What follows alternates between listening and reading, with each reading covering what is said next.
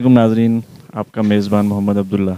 हम हमेशा किसी न किसी शख्सियत के साथ आपकी मुलाकात कराते हैं। तो आज हमारे साथ जो शख्सियत मौजूद हैं, उनका नाम जनाब मोहतरम इंजीनियर अब्दुल हकीम मलिक साहब है, जो कि आलमी शोहरत याफ्ता हैं।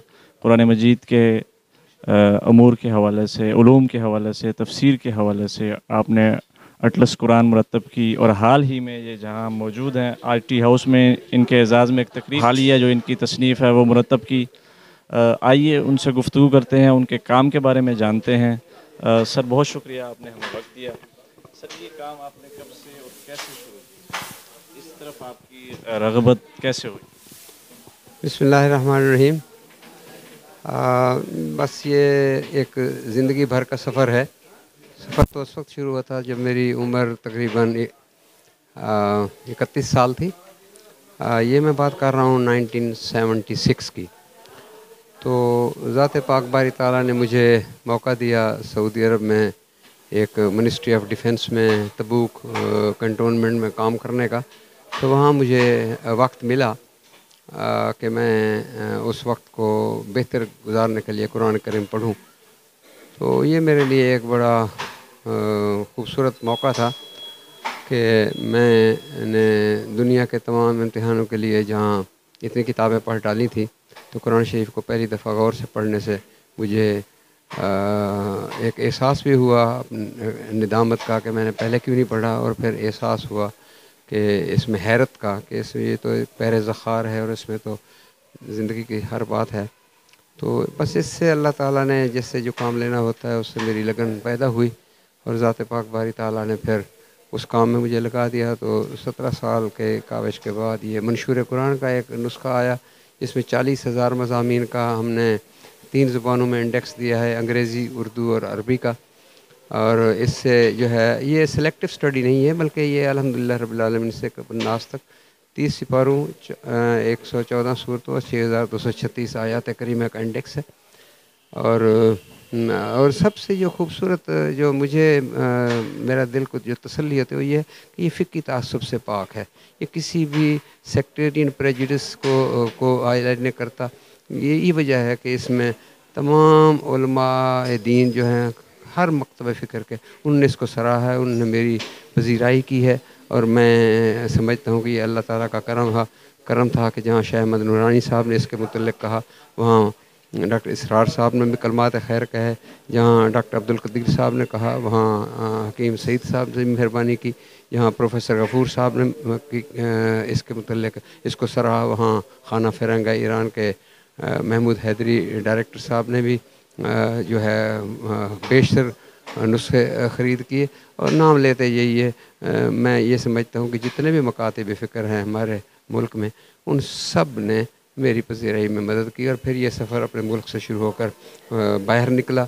उसमें फिर मीडिया के, इलेक्ट्रॉनिक मीडिया के जो हैं उन्होंने प्रिंट मीडिया के, अंग्रेज़ी के अखबारों में, उर्दू के अखबारों में, और तमाम तकरीबन टीवी चैनल्स ने मेरे इंटरव्यू शाये किए, जिससे लोगों को पता चला। फिर एक सफ़र हुआ जिसमें नासिर महमूद शेख साहब मेरे हम रकाब थे। हमने पेरिस में, फ़्रांस और डेनमार्क में, ओस्लो में और इंग्लैंड में और दुनिया के कई मसाफ़तों में हमने सफ़र किए, स्वीडन में गए। तो फिर इस तरह जो रसाई होती गई लोगों से, और इंटर रिलीजियस डायलॉग्स का भी एक माहौल बना। और अल्लाह ताला के फ़ज़ल से ये एक इतनी लंबी बात है जो एक नशिस्त में तो नहीं हो सकती। तो कुरान करीम के सारे इस काम करने के बाद फिर ये सफ़र रुका नहीं है। फिर ये जो एटलस सीरत तैयबा रसूल आज़म सल्लल्लाहु अलैहि वसल्लम है, और एटलस अंबिया कराम अलैहिस्सलाम है, आदम अलैहिस्सलाम से ईसा अलैहिस्सलाम तक, इसका शौक़ मुझे ऐसा हुआ कि मैंने वेटिकन सिटी से, जो जॉन पोप पॉल से, मैंने बाइबल एटलस मंगाई गॉस्पल की। और जब मैंने देखा कि जब इंजील का एक इलस्ट्रेटेड प्रीव्यू हो सकता है, तो why not for the Holi Quran. तो लगता तो यूँ था कि ये मैं जल्दी काम कर लूँगा, मगर काम जो शुरू में इतना आसान लगता है वो होता नहीं है। तो इस पर फिर मुझे 11 साल लग गए। तो फिर एक जल्द में मैं इस काम को ना समझ सका, तो इसकी मैंने अलहदा 2 जल्दें अल्लाह ताला की तौफ़ीक से और नबी करीम सल्लल्लाहु अलैहि वसल्लम की जो है ना इश्क में से सरशार होकर मैंने ये बनाई। और फिर میں نے سوچا کہ یہ جو ادب کے لوگ ہیں، یہ جو فکشن کے لوگ ہیں، یہ شاعر لوگ ہیں، یہ جو افسانہ نگار ہیں، یہ جو ٹی ہاؤس میں بیٹھنے والے لوگ ہیں، یہ جو ڈرامہ نویس ہیں، ان کو قرآن کریم کی آیات تک کیسے اپنا پیغام پہنچایا جائے، جو اسلامک ریسرچ فاؤنڈیشن کینیڈا کا اصل منشور ہے کہ لوگوں کو قرآن فہمی کی طرف رغبت دلائی جائے۔ تو اس کے لیے یہ ہوا کہ میں نے علامہ اقبال کے کلام کو جو ہے منتخب کیا کہ میں اس میں قرآن کریم سے جن سے انہوں نے متاثر ہو کے یہ کام اپنے شاعری کی ہے، تو پھر یہ کلام اقبال میں عکس قرآن میں ہم نے ان کی 4 کتابوں میں سے وہ اشعار منتخب کیے جن کا ماخذ جو ہے وہ کلام الہی کی آیات کریمہ تھیں۔ تو اس سے یہ کتاب آئی، اور جیسے میں نے محسوس کیا علامہ اقبال کے کلام سے کہ جیسے سورج مکھی کا پھول اپنی جولانی کے لیے سورج کا تعاقب کرتا ہے، جس رخ میں وہ مڑتا ہے سورج مکھی بھی اپنا منہ ادھر موڑتا جاتا ہے۔ اسی طرح علامہ اقبال کو میں نے دیکھا کہ وہ اپنے کلام کے لیے کی رہنمائی کے لیے ہر وقت اللہ تعالیٰ کے کلام اور عشق رسول میں ڈوب کر وہ اپنی منزل تلاش کرنے میں لگتے ہیں، اور وہ بالکل سچ نکلا۔ کہاں تک کامیاب ہوا یہ تو قارئین پر ہے، مگر مجھے یہ ہے کہ میں نے کسی بھی کام کو، منشور قرآن ہو، سیرت طیبہ کا کام ہو، انبیاء کرام علیہ السلام کی حکایات کا ہو، یا یہ شاعری کے منتخب اشعار ہوں، میں نے کسی کام کو اس جگہ سے شروع کیا ہے جہاں تک لوگوں نے پہلے چھوڑا تھا۔ پچھلے کیے ہوئے کام کو میں نے ریپیٹ نہیں کیا، کیونکہ میں سمجھتا ہوں یہ صرف وقت کا ضیاع ہے۔ سوری، آپ نے ریپیٹ نہیں کیا، لیکن کام پہلے بہت ہو چکا ہے، آپ نے ان میں سے کس سے استفادہ کیا؟ یقیناً جیسے آپ نے یہ کام کیا یہ آپ کی ارکریزی کا ایک نتیجہ ہے، لیکن اس کو جو ہے نا بعد میں آنے والے ہمارے جیسے طلباء جو تحقیق کے میدان میں آئیں گے ضرور اس کو حوالہ بنائیں گے۔ آپ نے کن پہلے والے کاموں میں سے کس کو دیکھا ہے اس کے طور پر؟ ہاں، یہ بہت خوبصورت سوال آپ نے کیا۔ اصل میں دیکھا جائے تو میں نے تو اپنی طرف سے اس میں منشور قرآن میں کوئی اپنا ایک لفظ بھی شامل نہیں کیا۔